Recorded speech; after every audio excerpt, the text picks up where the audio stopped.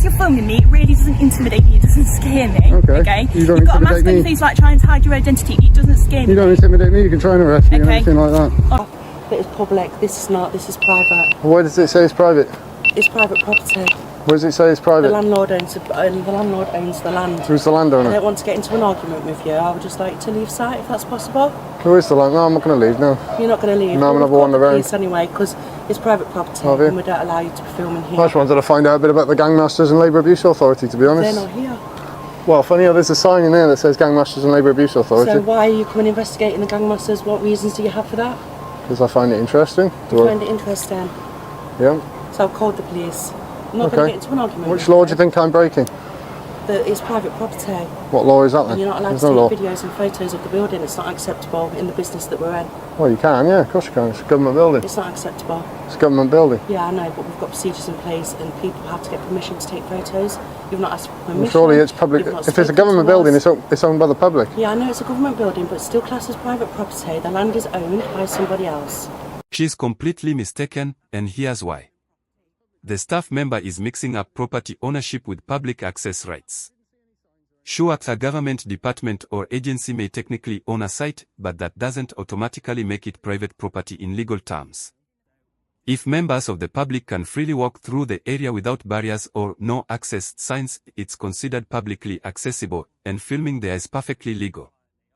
The idea that you need permission to record is simply wrong. There's no UK law that stops someone from photographing or filming a government building from a location they are legally allowed to be in. If the authorities don't want filming, they need to control access, not invent rules on the spot. It's about, because obviously this is a government building. Yep. What is it about? It's a government building. Yeah, but why are you filming it? I didn't know I needed a reason. Why are you filming me? Because I'm speaking with you and you're a suspect in an incident where you're filming a government building. Suspect? That would imply that I've committed a criminal offence. Listen to me a minute, okay? You're zooming in on people's IDs. I can tell you're one of those bloggers. That's absolutely fine, okay? But you can't be zooming in on people's IDs when this is a government building. Who says? It's the law, mate. What law? We don't play this game where... Could you identify yourself, please? Okay, PC 1191 Mercedes, as you can see by my badge. What station are you based out of? I'm based at Byron House Police Station. Okay. Yeah. So what are we filming? I don't really get what we're Is this a government building? Yep. I pay for it, I can film it. Okay, so why are you getting mouthy then? Because the thing is that you've been getting mouthy with them. They were getting mouthy with me. I was perfectly polite till they started giving me attitude. Yeah, because they're asking why you're filming them when this is a government building and asking for their IDs. It's suspicious. The moment this officer arrives, it's obvious she isn't there to calm things down. Her approach is all about asserting control. Her tone and choice of words come across as bossy and dismissive, even laughing mockingly while calling Gwen mate and labeling him as one of those bloggers. It's unprofessional, condescending, and immediately creates tension. She also doesn't identify herself until Gwen asks, despite officers being trained to do so at the first reasonable opportunity. Rather than objectively assessing the situation, she treats Gwen as suspicious just because he's filming a government building and requesting ID from staff, both of which are completely lawful. Filming from public spaces is protected under UK law, and asking for identification from government personnel is a legitimate form of public accountability, not grounds for suspicion. Can I give any details? Okay, you need to give me your details. No, I don't. Yes, you have. Because no, I don't. Yes, you do. I think you need to get your facts straight there. No, okay, you listen to me now. You've been getting mouthy with these No, people. I haven't. Yes, you have. You've been harassing them. I haven't harassed anyone. They approached me. You have. Okay. The right to approach him. That's lies. He's filming, so we've asked him if he wouldn't film. It's on private property. Yeah, of course. We've been very reasonable with him, and the attitude that he has with you, he's had with us too. Right. Okay. Yeah. What was reason? There's nothing illegal about what I'm doing. He said he's interested in the Gangmasters and the abuse authority. He's just bullshitting. Right, basically. I don't agree with the word that he's saying. Alright then. Okay. So we would like him removed. Is that a possibility? Yeah, of course you can. Is there in a public place? That you said at the minute? No, it's not been threatening. But obviously he's not corresponding with us. I've asked him not to video. I've given us the reasons, which are valid reasons why he's become argumentative, and really I'd just like him to be removed from site. This moment highlights how easily misinformation spreads when people misunderstand the law. The staff member claims that Gwen has been argumentative and filming in a private area, but neither claim is accurate.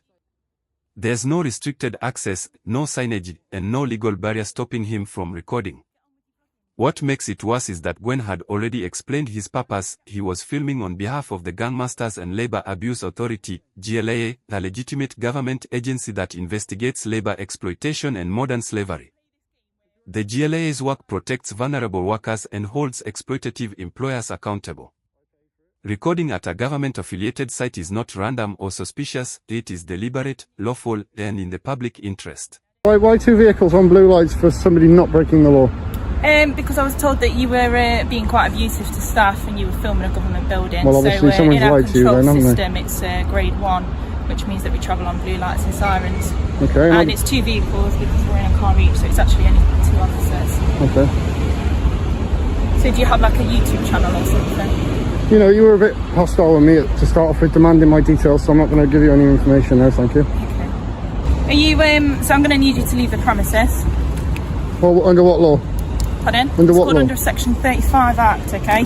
So it's a dispersal order, and I need you to leave this area, okay? Because people don't want to hear. You've been causing trouble, you've been shouting at them. I haven't been causing any trouble. Yes, you have, You're okay? lying now. Stop being argumentative with me. Stop giving me attitude, no. No, you've given me attitude from the start, which is on my camera and yours as well. Demanding my details and things like that straight off the bat. You need to move your stuff. Come on. Hey, what are you doing? I'm not taking anything.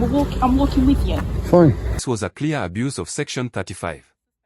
That power is meant for situations where someone's behavior is likely to cause harassment, alarm, distress, or contribute to crime or disorder. Gwen was doing none of those things. He was calmly filming on publicly accessible land. Recording government property from a public space is legal, protected under Article 10 of the Human Rights Act, and backed by NPCC guidance on photography. Nothing he did met the legal threshold for a dispersal order. Instead, the officer twisted the law to fit her own feelings, using Section 35 as a tool to silence someone she and the staff found inconvenient. Claiming people don't want you here is not a lawful justification, it's purely emotional. Yeah,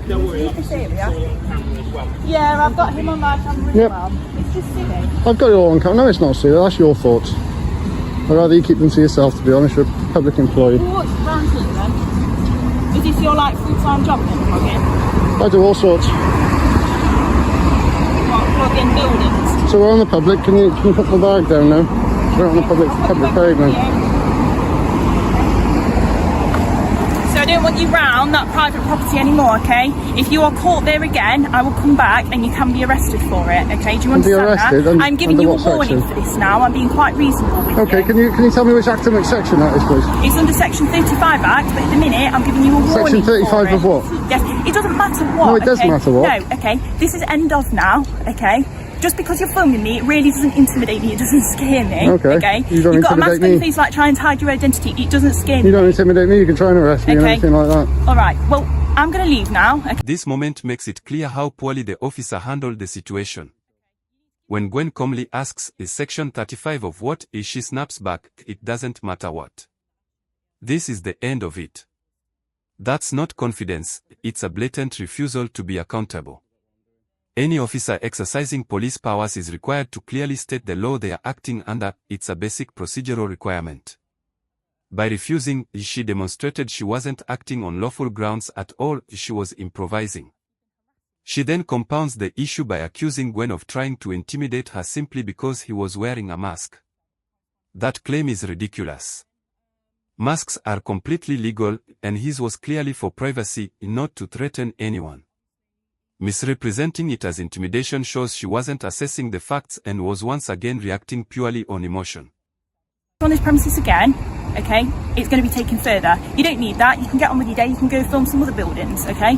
Get on with your vlogging business. Do you know what I mean? Like, this is one building that you can't film. Go and film another one. I'll film what I like them in public. But that's a private property that you've been on. Yeah, it's publicly accessible. Section 33 of the Criminal Justice Act 1972. Okay, well done. However, the bit that you were on was part of private land, so you just weren't allowed on that bit. Okay? So what, it's not government property, is it? Huh? Is it not government property? That bit is government property. Well, it's public property, however, isn't it? no, it did not in this instance, just because of whatever goes on in there, and I've already had word in it. All right. So just because it's a government building doesn't necessarily mean it's always accessible to the public. Well, I didn't see any signs or anything, Constable. I appreciate that, and whatever it might have been, we've just tried to sort it out as the lowest level that we possibly can. Okay, No problem. Which is why we've just asked you just to move away from the building and just not. See, that's fine. If your colleague had asked as politely as you are That's right what now. I did in the first No, you place. didn't. You give me attitude. You give me lip. You're acting like you're acting I'm stupid. not So, interested in either side now, as long as it's all resolved and we can just move on peacefully and quietly. Are you happy with that? Lovely. yeah. See, you've been perfectly polite. Thank you for But that. what I will say is that my colleague is dead right. We've given you the warning for it. If you come back, you can be arrested for breach of 35 notice. Which act is that? Sorry, It's part of the Public Order Act. Public Order Act. I'll Yeah. read it out for Yeah, you. that's If that fine. makes you feel better, I'll read it out. So it's literally just that. So antisocial behaviour crime and policing act 2014. Do you suspect that I have been committing antisocial behaviour? Because there is a Home Office document that is called the. Mate, which listen, is I don't care defining the about measure. the Home Well, you should care. You should care. No, I should- yes, no, you 'cause should you're just care. going on- it's I think you need to get completely retrained. You do. I'm going to No, make a I complaint. think that Yes, you I need am. to move I'm away making from the area. no. I'm making a complaint about you. Professional standards. That's okay, you can do that. I'm making a professional standards complaint about you. Think, yep, here we go. They'll have that as got my well. details. Yep, yeah, thank you. Alright, we're done then. See you Okay, later. bye bye. This moment really highlights the officer's attitude. While Gwen calmly tries to explain himself, even citing a Home Office document, she interrupts him mid-sentence, saying, "Mate, I don't care about it." It's pure arrogance. She's dismissing official guidance from the very department that governs her powers. Talking over him, mocking him, and refusing to listen shows a clear lack of respect for the public. When Gwen mentions he will file a complaint with professional standards, it's the only rational step, but as he later confirmed, it went nowhere. Nottinghamshire Police only sent an automated response, with no follow-up.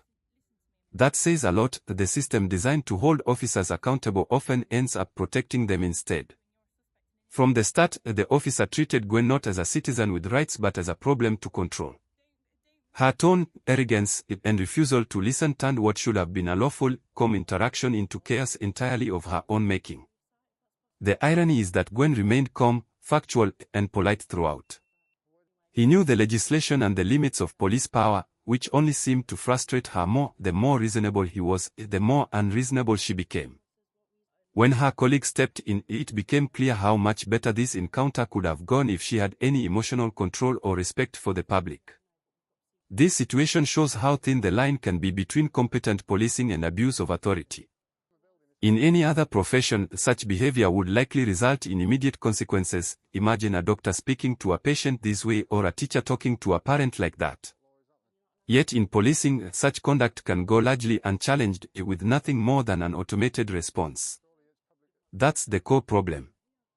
Until officers like her face real accountability for disrespecting the public, these kinds of encounters will keep happening, leaving auditors like Gwen as the only ones holding them to account.